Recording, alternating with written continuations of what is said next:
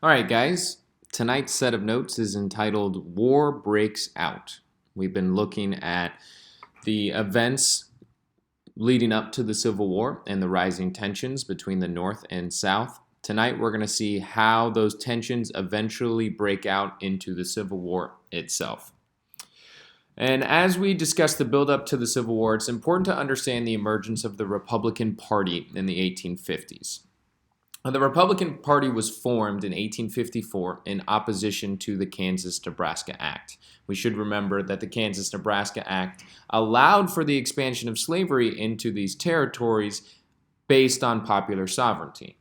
So the Republican Party was against this idea. They didn't want slavery to expand into these western territories.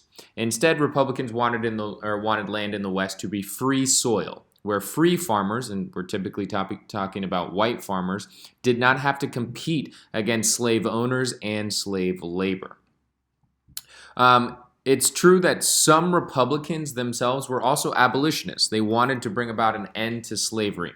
However, that's not what the Republican Party's platform was. As a platform, the party the platform was that they wouldn't mess with slavery where it already was, but they didn't want to allow slavery to expand into any new territories. And so this leads us into the election of 1860. In 1860, we have four different political parties, four different candidates representing four political parties running for the presidency. And Abraham Lincoln is running representing the Republican Party. Now, Abraham Lincoln is going to carry all of the free states in the United States at this time in this election. So he's going to win every single free state or carry the majority of the votes in every single free state. And that will be enough to win him the Electoral College and win the presidency. However, Lincoln doesn't receive any votes across pretty much the whole South. He does receive some small votes in places like what will become West Virginia and some border states. However, there are states where he doesn't even appear on the ballot. And so Lincoln will become president, but with almost no support across the South. And very quickly, Southern states are going to respond, and they're going to respond with secession.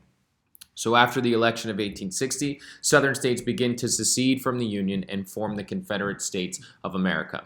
The first state to do so was South Carolina, who did so very quickly after the election of 1860, and South Carolina was then followed by 6 other states across the South. On April 12th, 1861, members of the South Carolina militia, because there's no Confederate army yet, they bombard a fort, Fort Sumter, which was located in Charleston, South Carolina. The fort is a United States military fort located in the harbor of Charleston. And this bombardment and the eventual surrender of the fort effectively begins the Civil War. Shortly after the bombardment of Fort Sumter and its surrender, 4 other southern states will secede from the Union, and they will become the Confederate States of America that will fight against the United States of America in the Civil War.